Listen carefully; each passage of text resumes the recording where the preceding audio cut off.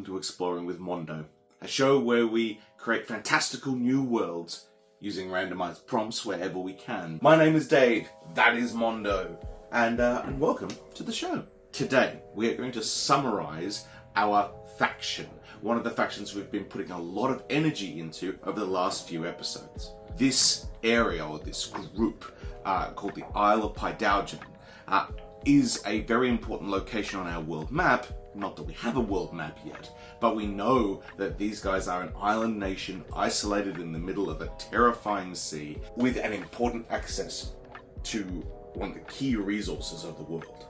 After we knit all of those facts together, we're going to dive into the survey.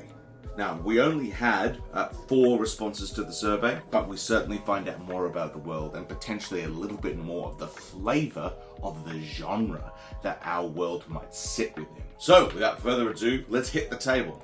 Hello, and welcome to the table.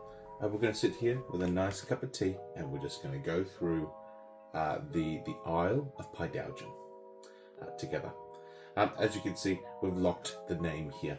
If you're interested in the art, this is art of the Great Lighthouse, which is one of the wonders of the ancient world, but it's kind of an inspiration for kind of like the size and also the fortified nature of the Polgol, which is the local name for the tower, but we'll get there.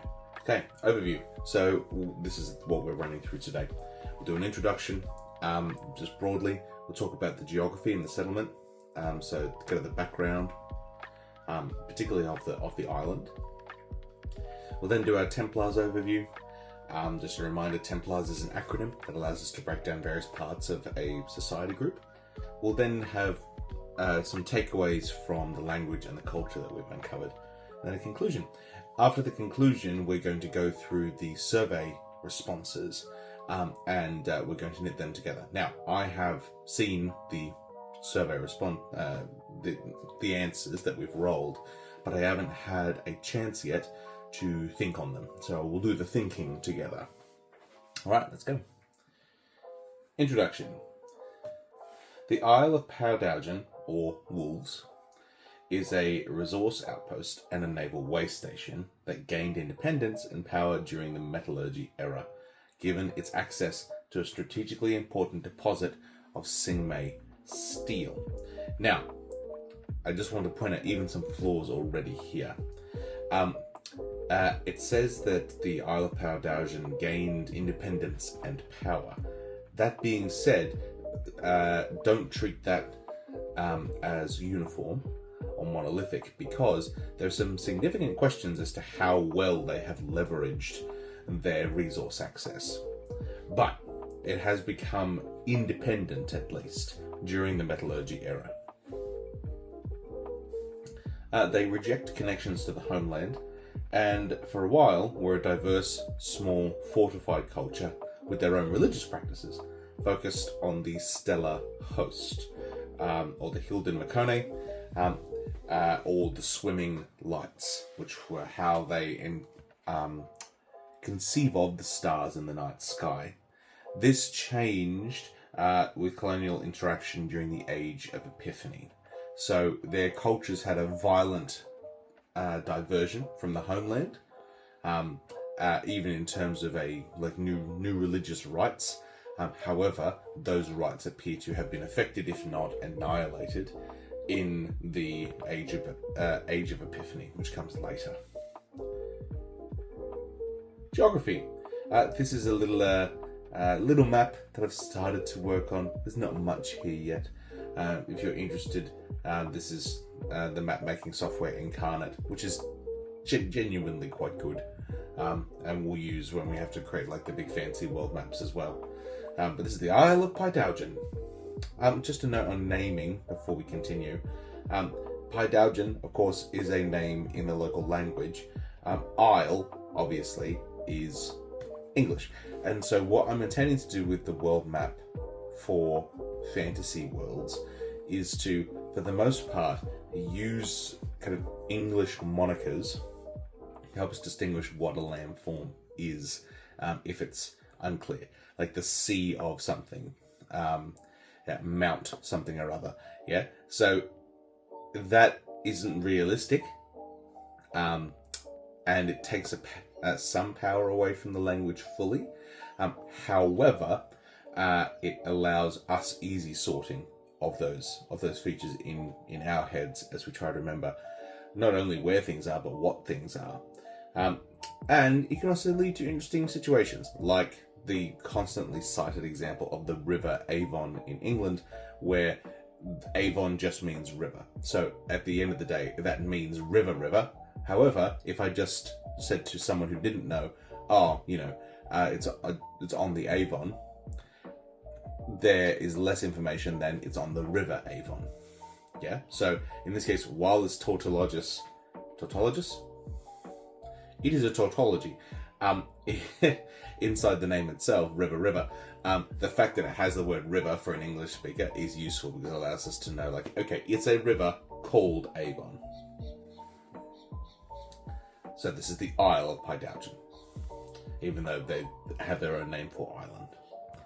Okay, geography. So what is this place like? The Isle is a large island dominated by harsh peaks and snows. In the past, it functioned as a natural harbour with a large freshwater river to restock ships making long voyages. So we can kind of see this maybe not as beautiful and varied as like a small island up in the kind of like Canada kind of area, archipelago, around Greenland or Newfoundland. But maybe more geographically situated like in Iceland, in that it's a significant stopover point.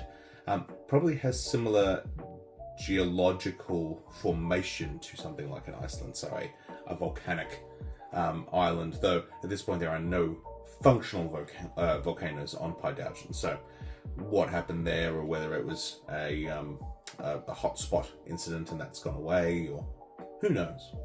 Who knows? There's also a potential that with the bay we're looking at a meteor impact, which may or may not explain why Singmei Steel is there. There is a mystic air to the island that led to the beliefs in magical waterfalls further up into the mountains. I certainly think that there was, even immediately in this port, and I think it comes up, even when it was just a port and a way station, they had their own myths and beliefs, which evolved into the stellar host and evolved into the belief in kind of like the magic waters in the mountains, which, if you remember, are referenced in their belief that a magic waterfall could interact with some form of outsider and grant wisdom or visions. When the Isle declared its independence, the lighthouse was converted into the Pole Goal, or the central keep. So in this case, upon declaring independence, this is where military fortifications became important, and just for the sheer size that we know that this place, in terms of population, is not massive. Most people live in the Pole Goal, in the keep. Settlement. Unclear at this stage which area or group they sprung from. They were most likely settled as a part of a trade or exploration expansion over a dangerous ocean.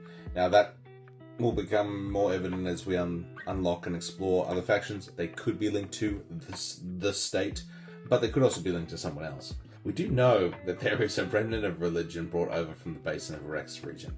So the Basin of Rex being one of that cultural hub place, where there is the shrine wherein jackals are revered. We know that there is a bring over due to our look at the constellations.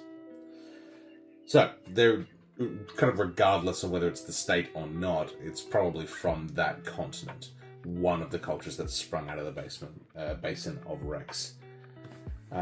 Independence likely occurred around the identification of the Singmei Steel deposits, and the ruling family emerged from the mayoral or similar power in the town. We know that there is an functioning aristocracy here, and I think that aristocracy probably sprung from whoever was kind of like managing the town, the dock masters, etc. Of this area. here is our acronym, our Templars acronym. So T stands for technology. Technology, really the only variance we have for this faction with the rest of the world that has higher levels of Sigma Steel access for whatever purposes Sigma Steel is used for, both military and civilian. Okay, E is economy. Okay, has become influential through trade, but still needs to import a terrible amount. The population is not well off and struggles for food. Now, this is an important aspect of linking back to that are they powerful note from earlier.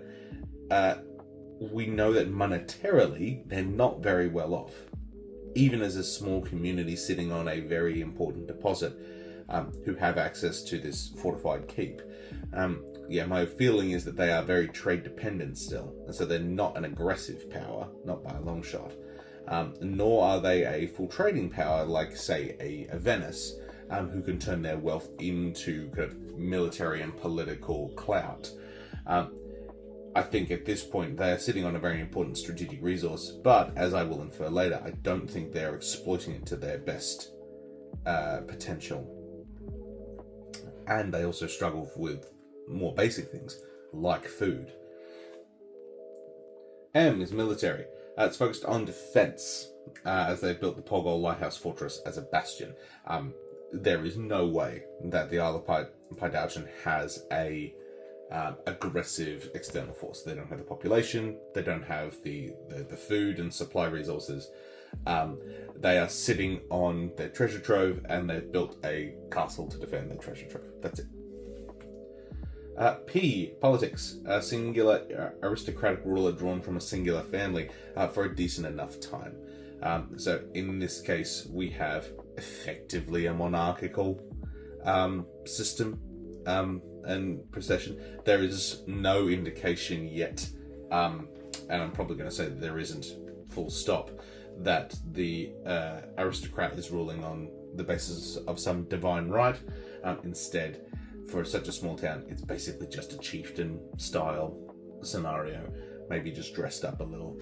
L, legends. We have a new legend concerning a golden warmonger and a hag that's reflected in their cultural traditions.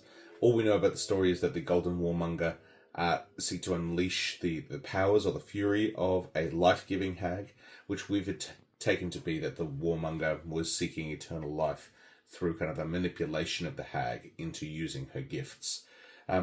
In doing that, though, the golden warmonger lost access to his followers. So whatever warmongering he was doing beforehand couldn't continue without people. We don't know much else there about the golden warmonger, or where they hailed from, or and whether even that cultural tradition is a layover still from the continent or not. But we'll see. A, assets. The obvious one, higher levels of access to Sigma Steel. We know that one. Religion. We have a faith that's separated from the Jackal faith and worship the stellar host until the Age of Epiphany. So we kind of have a diversion. I don't think it's a full schism, and I certainly think it's a rejection of faith of the mainland. There is a potential as well that we come across another nation who has another religion similar, and so given that this was a way station across the seas, this could actually be like a merging or a melding of two faiths. Last but not least, S, society. It's a small town with rules around safety and disconnecting from the mainland. Okay, language. If you were here for the language videos, I believe they were episode 7, then you know some of this already, but we'll walk through. It's called Tinquang. It's unclear how the language links to other languages or cultures. We don't have any other languages in play yet. But we do know that there was kind of exchange of words and kind of sound sets from other linguistic traditions. So this isn't the only language. It infers that the religion was lost when the stars were understood as something different to the divine. Their word for stars has likely gone through a significant shift at one point, particularly around the Age of Epiphany. And the word for Sigma steel actually derived from this language, potentially inferring this is the first place it was kind of discovered as a usable metal. The profane vindicator, the blade itself, fully precedes, potentially even it certainly precedes the independence of this location. Whether or not it precedes the founding of it as a town is another question. But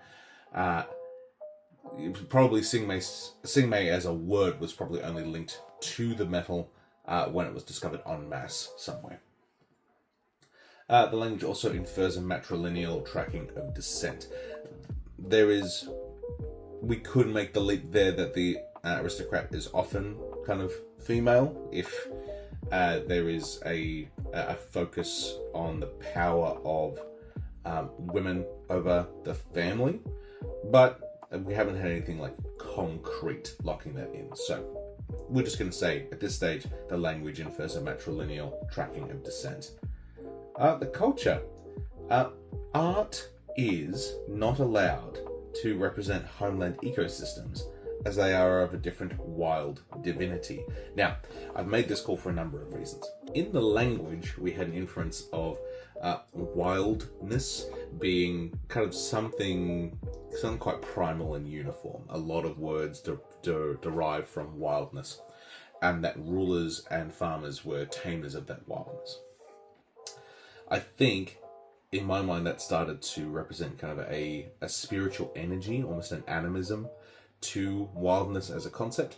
And what I've done is I've linked that to the fact we know that their art is not allowed to depict animals.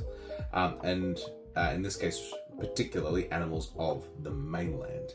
And this could also be kind of like one of those hard cuts away from the faith of the jackal, because depending on how important the jackal is to that early faith, it's a creature of the mainland. I don't see jackals living on the Isle of Pydaugen at all. And so they kind of only use it to reflect their own wild divinities. And in this case, their wild divinities and the art that depicts them is often skybound, as we'll see in their constellations. Given they're living in a lighthouse, the dark of the night and the dark waters have taken on a malevolent tone to their youngsters. We know that they quite clearly avoid swimming at night, and I think there is this concept of, particularly because they are, I'm going to call it now, north enough to have an Arctic biome and climate. Darkness is going to be when the temperature drops again. And there are going to be big parts of the year potentially where it's darker than normal, and so the importance of the lighthouse and the safety of the lighthouse is probably reinforced through a couple of generations. And so in this case, dark waters and dark nights are even more dangerous to people from this culture. Some of those legends about the magical waterfalls have persisted, sometimes encouraging exploring youths.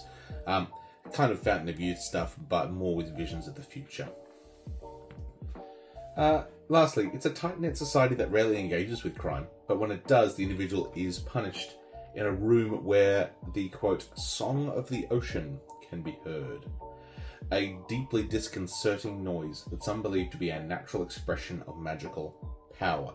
We know magic is linked to music. We also know that music can unlock visions or understandings of the future. And so I really like the idea of where magic might be naturally manifest. We're looking for sounds in nature that can cause some kind of potentially psychological reaction in those who hear it.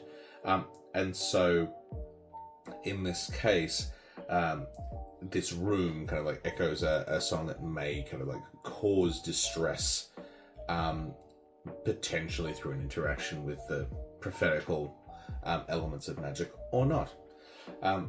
Yes.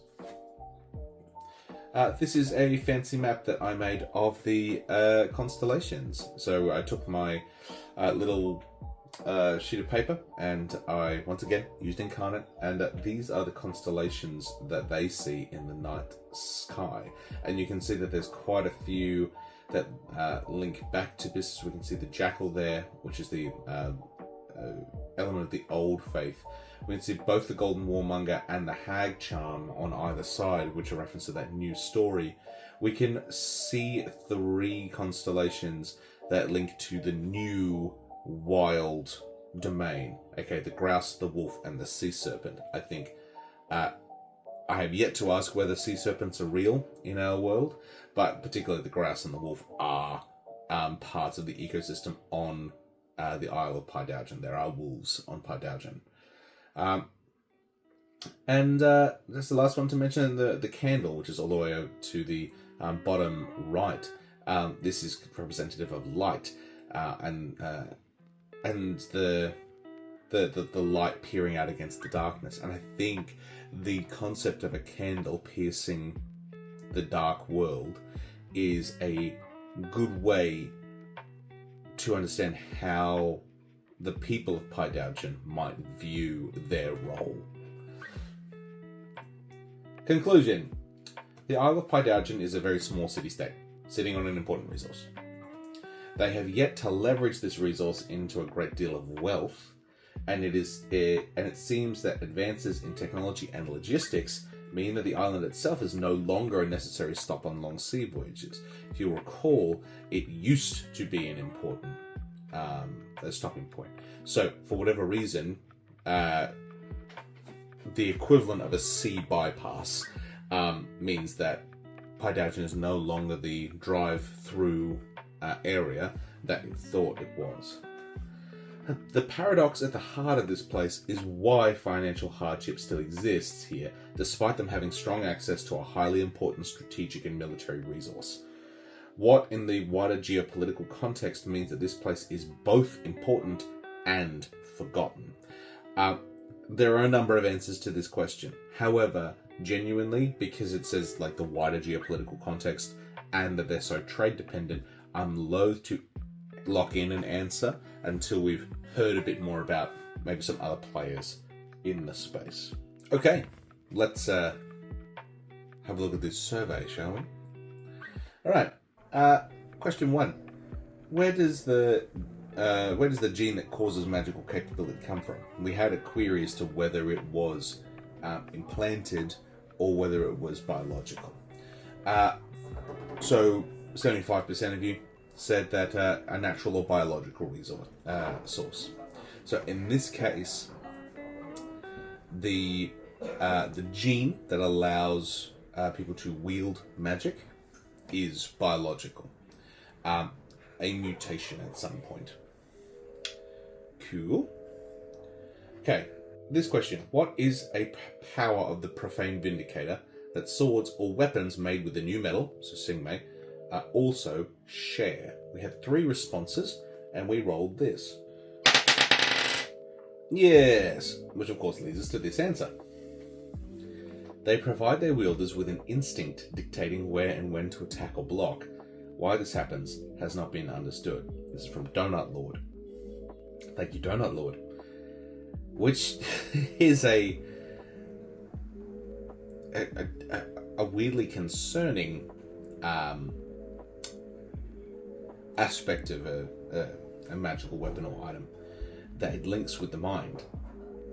It links with the mind. And in this case, we do have a lot of magic that isn't kind of the standard pew-pew magic, or even kind of constructive or conjuring. Instead, we have music that allows people to see the future.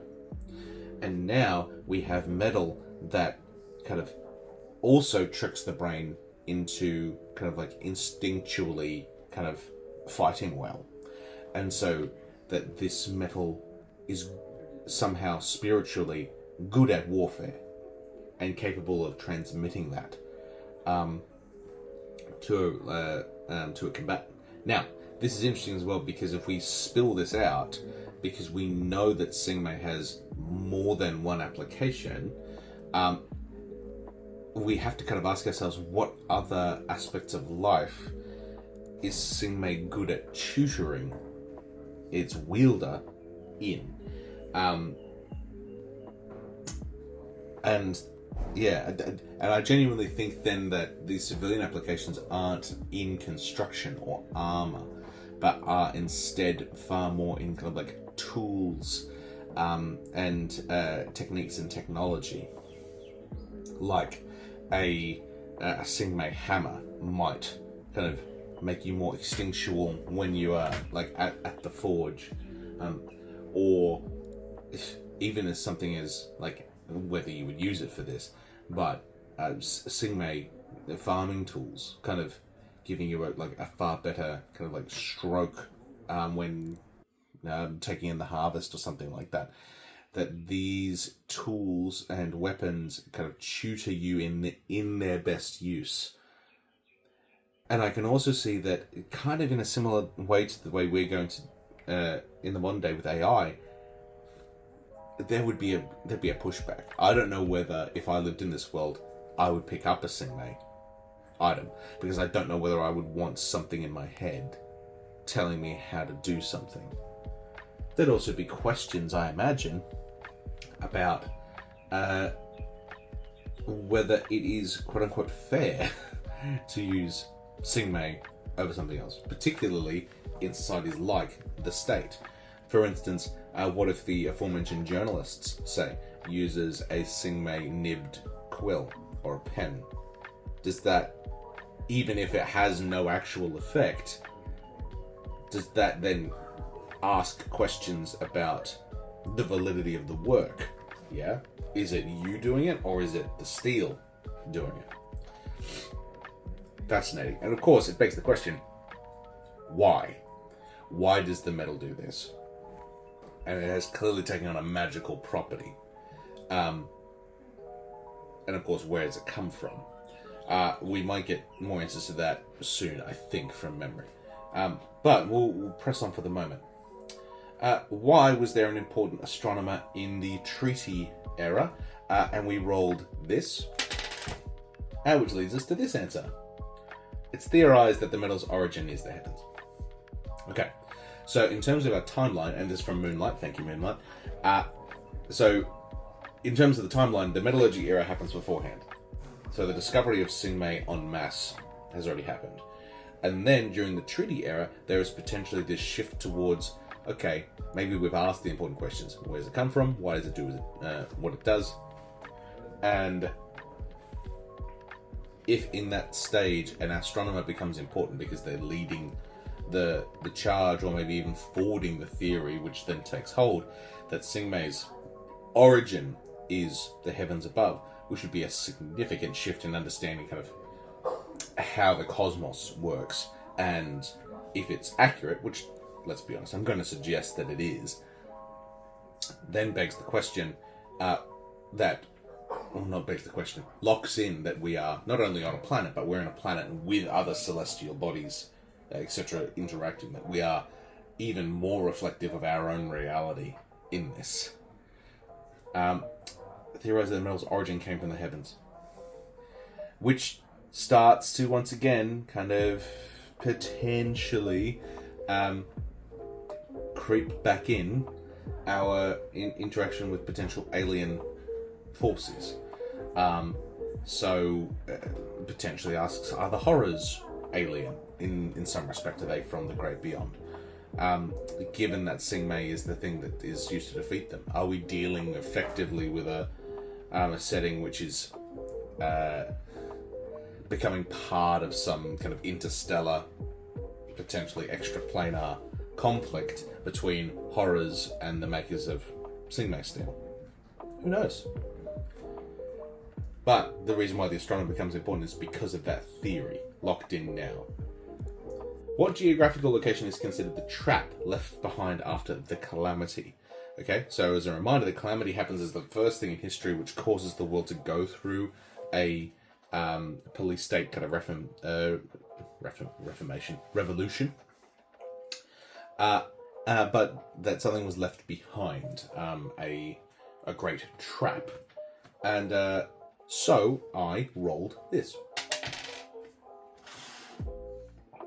which leads us to this answer. A mysterious and dangerous area with a big mountain-like feature in the middle. From Philip N. Thank you, Philip N. Great. So we're going to have to be on the lookout for any future geographical locations that fit this description. Mysterious and dangerous area with a big mountain-like feature in the middle. Note that it says mountain-like, so not necessarily a mountain. So we're looking for any areas that we could apply a mysterious and a dangerous to it. This one, the only quote-unquote dangerous area that we know of is the dangerous sea with all of its great shifts, rogue waves, and collapses. But in this case, I'm unlikely to put more stuff into the sea. Instead, we'll just be on the lookout for the place that this describes, but it has to meet this description. Mysterious, dangerous, mountain-like feature in the middle. Okay, what is the Nightwalker? I gave you a bunch of options here, 5 options. However, we do have an overwhelming majority.